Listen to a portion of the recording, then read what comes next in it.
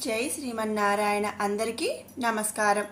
ఈరోజు మన వీడియోలో శ్రీ విష్ణు సహస్రనామంలోని 51వ శ్లోకం యొక్క పూర్తి వివరణ తెలుసుకుందాము. ధర్మగుబ్ధ కర్మ కృద్ధర్మి సదసత్క్షరమక్షరం అవిజ్ఞాత సహస్రాంశు విధాత కృతలక్షణః. ధర్మ గుప్ అంటే జీవుల మాయనందు ఉండుట చేత మరి ధర్మార్థ కామ మోక్షములనందు కూడా ధర్మ మోక్షములను విడిచి అర్ధకామములకై పరితపించిపోతారు ఈ జీవులు. దేనివల్లనండి? ఈ మాయా అనే బంధనంలో ఉండిపోవటం వల్ల. అటువంటి వారికి వారి కోరికల ప్రకారము అర్ధకామములను ప్రసాదించి వారి మనసు ధర్మమోక్షముల వైపుగా మరలునట్లు చేసేవాడనమాట. ఎలా అంటే మరి చిన్నపిల్లలు మన మాట వినట్లేదనుకోండి, మరి వాళ్ళకి కావలసింది ఇస్తూనే మరి వాళ్ళని ఒక మంచి మార్గంలో కానీ మరి ధర్మము వైపు కానీ మనం వాళ్ళని తిండి తినిపించడం కానీ వాట్ ఎవర్ మనం ఎలా అయితే చేస్తూ ఉంటామో అదేవిధంగా ఇక్కడ శ్రీమన్నారాయణుడు కూడా ఈ మాయనందు ఉండటం చేత ధర్మ మోక్షములను విడిచి అర్థకామములకై పరితపించే ఈ జీవులకి వారి కోరికల ప్రకారం అర్ధకామములను ప్రసాదిస్తూ వారి మనస్సుని ధర్మమోక్షముల వైపుగా మరలేటట్లు చేస్తాడనమాట.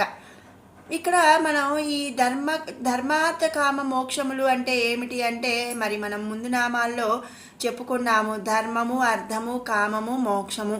ఈ ధర్మము అంటే ఏంటి అంటే మరి ఒక సంప్రదాయాలు కానీ అవన్నీ కూడా. మరి అర్థము అంటే మన జీవనానికి కావలసిన ధనమును సంపాదించాలి అనే దాన్ని అర్థము అంటారు.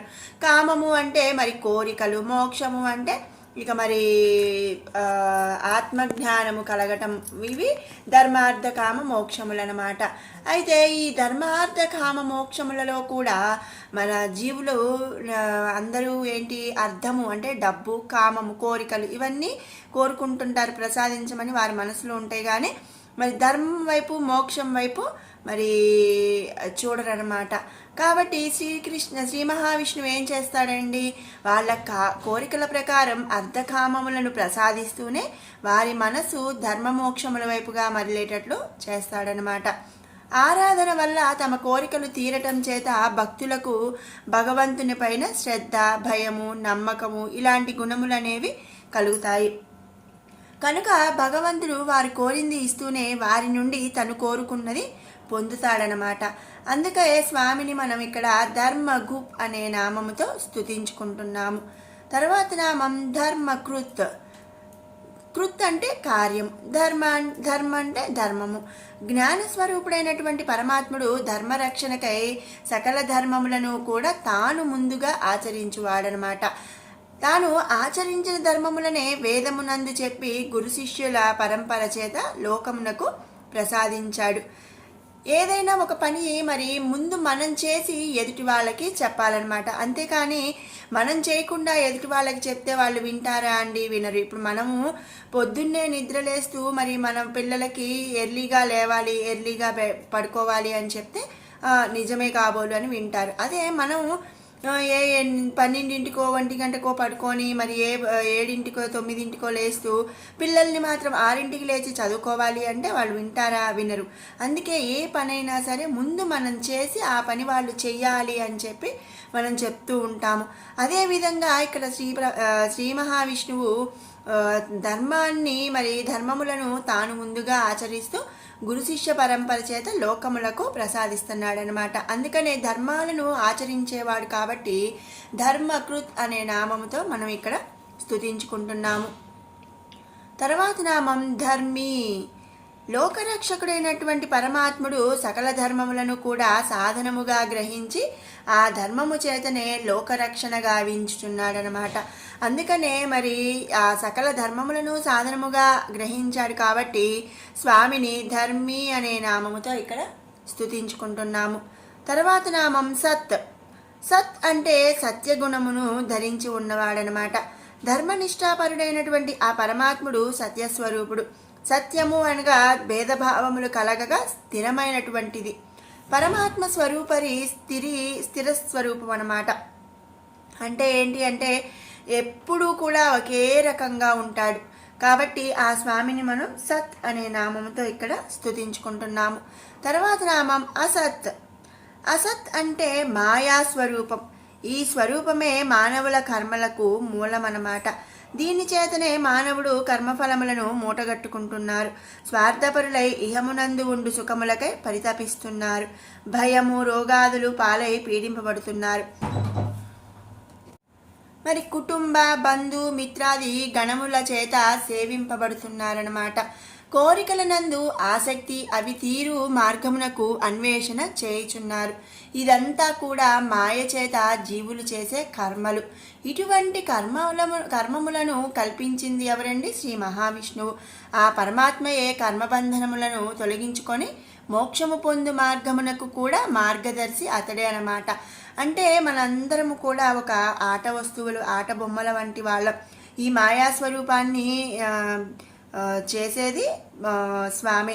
అలాగే ఈ మాయా స్వరూపంలో మరి ఈ మాయా ఇదిలో జీవులను పడవేసి వాళ్ళు మరి బంధుప్రీతి ఇట్లా అన్నీ కలిగేటట్లుగా స్వార్థపరులయ్యేలాగా చేసేది కూడా శ్రీమన్నారాయణుడే. చివరకు వారి కోరికలనందు ఆసక్తి అవి తీరు మార్గంను అన్వేషణ చేయుచున్నట్లుగా చేసేది శ్రీమన్నారాయణుడే. ఇక మిగిలింది చివరికి మోక్షాన్ని పొందే మార్గమునకు మార్గదర్శి కూడా అతడేనమాట.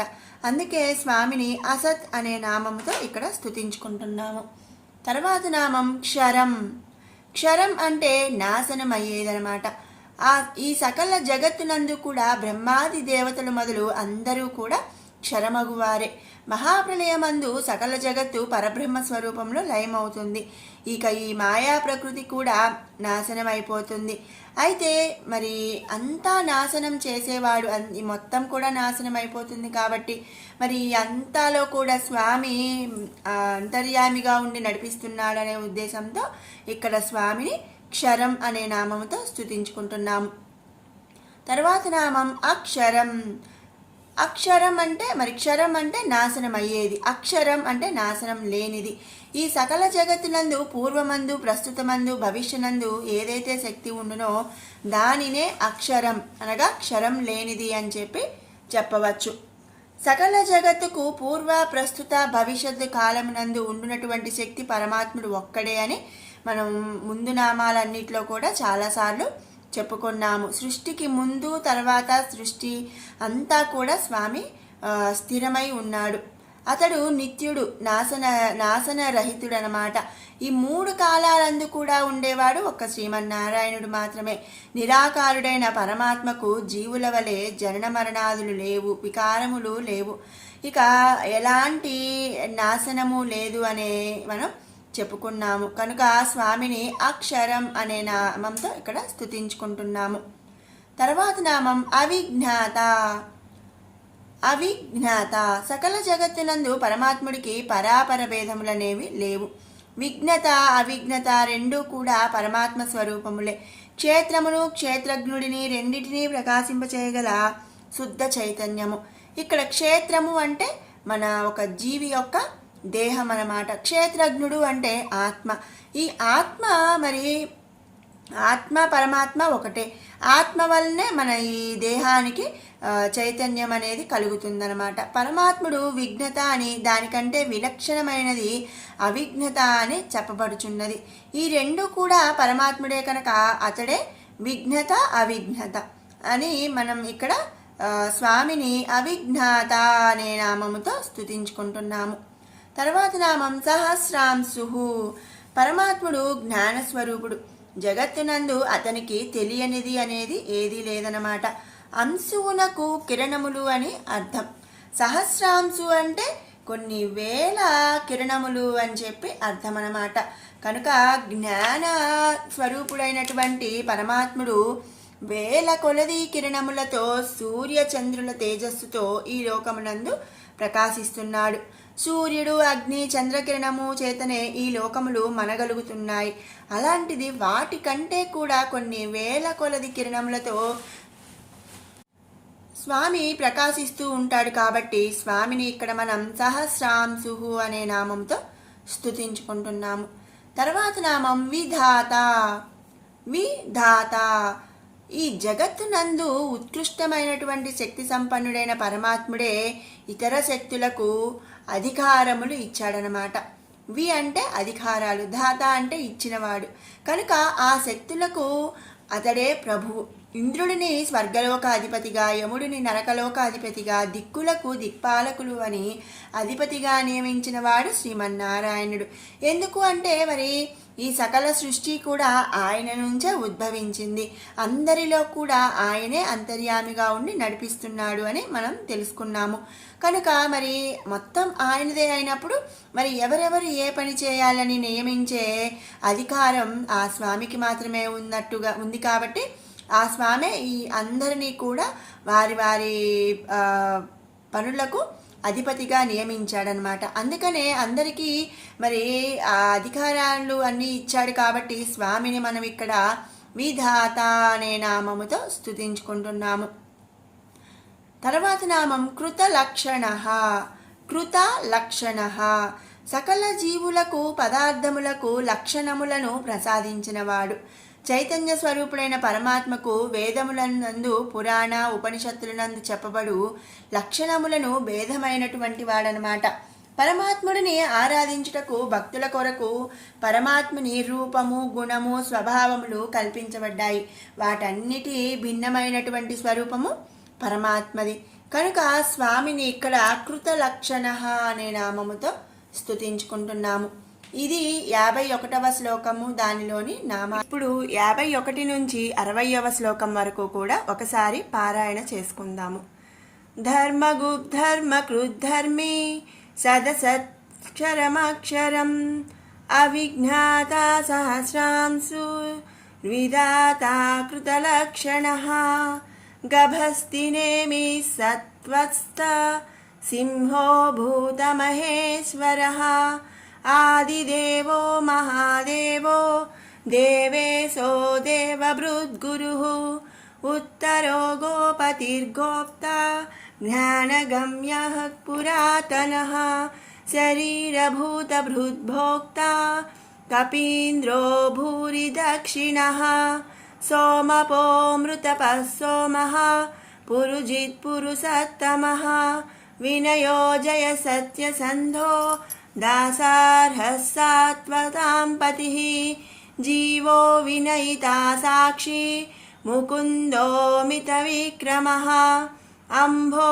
నిధిరనంతాత్మా మహోదధిశయోऽन्तకః అజో మహార్హः స్వభావ్యో జితామిత్రः ప్రమోదనః ఆనందో నందనో నంద సత్యధర్మా త్రివిక్రమః మహర్షిః కపిలాచార్యः కృతఘ్నో మేదినీపతిః త్రిపదస్త్రిదశాధ్యక్షో మహాశృంగः కృతాంతకృత్ మహావరాహో గోవింద సుషేణః కనకాంగదీ గుహ్యో గభీరో గహనో గుప్తశ్చక్రగదాధరః వేదాస్వాంగోజితः కృష్ణో దృఢः సంకర్షణోచ్యుతः వరుణో వారుణో వృక్షः